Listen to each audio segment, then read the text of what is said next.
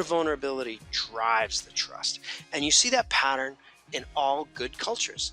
They've got habits, almost like an athlete has habits that cause pain but produce gain. And those moments of mutual vulnerability, those habits of people coming together and saying, hey, and you're even breaking bread, being vulnerable in that way, and saying, hey, I'm going to show you what's really going on. I'm going to show you. I'm going to share risk with you. I'm going to open it up a little bit. That's what creates the trust. That's what brings people together. And so thinking of those moments of vulnerability, not as something that we should avoid. We instinctively want to avoid them. Like the last thing we want to do at work is say those 4 words, right? That's exactly wrong. We should seek and find and support each other in those ways when we do create those vulnerability loops that actually drive performance. And the people who are best at it, to give an example, happen to be the Navy SEALs. They've got an unbreakable habit. When they finish a mission or a training run, they get off the helicopter, they circle up before they eat or sleep, they circle up and they talk about 3 things together. What went wrong? What went right? And what are we going to do differently next time?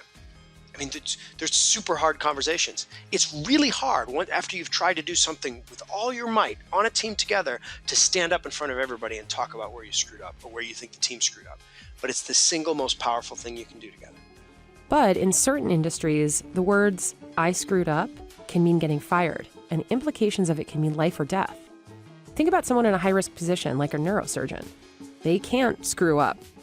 But according to Daniel, what they can do when something goes wrong is to work together with their team. Here's Daniel as he tells the story of 2 pilots that created a sense of trust and cooperation in a life-threatening situation. There's a flight flying from Chicago. All of a sudden, they lose all control of the aircraft. They can't move any of the flaps. They can't move the tail. They can only steer by gunning the engines. And most planes in this situation absolutely crash right away. But what happened was the pilot first started to think he could take control. And then he sort of sent out word that if anybody in the cockpit, anyone else could possibly help. And there was a flight instructor back there, someone who worked as a flight instructor, and walked up there. They had never met. The captain's at the control, and this flight instructor kneels down between them. And the captain says, how can I help you? Tell me how I can help you. And it's such an extraordinary thing when a captain, instead of saying, I've got it, this is mine, I'm going to tell you what to do, he flipped it and he said, how can I support you?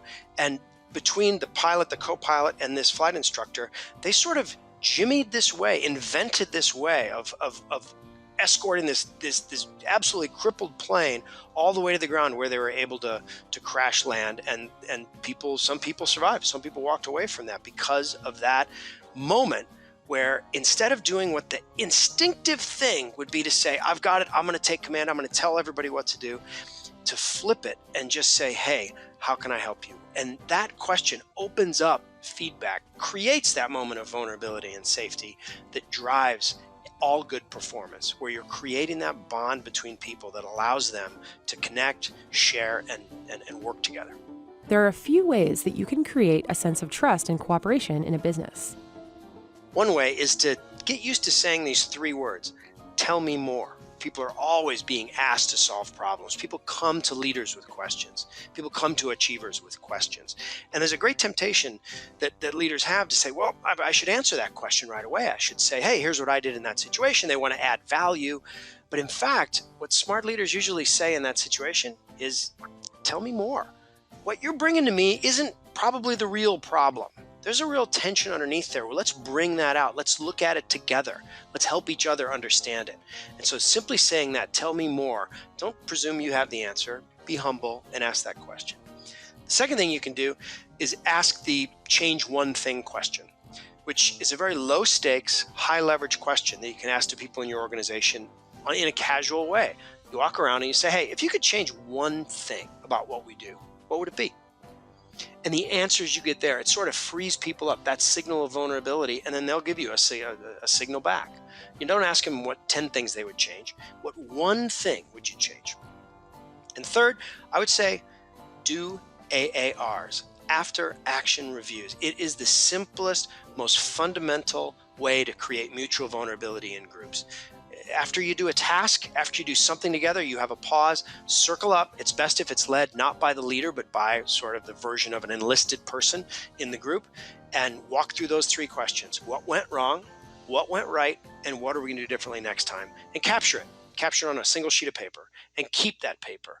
And that becomes a way to build the mental models that are going to sustain and strengthen your group's function.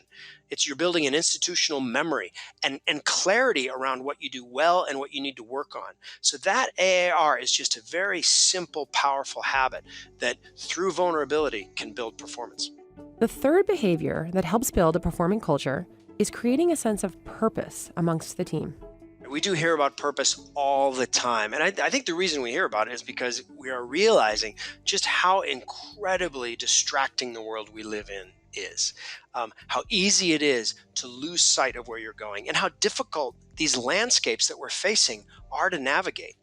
It used to be you could kind of build a system and everybody just execute, do your job, and you could survive if you were building cars or if you were building technology. Well, now the world's changing. So this idea that we need to have purpose compasses kind of built into our cockpits of our planes as we fly. We need to have it in our hearts and in our minds. And, any culture can succeed when the waters are calm.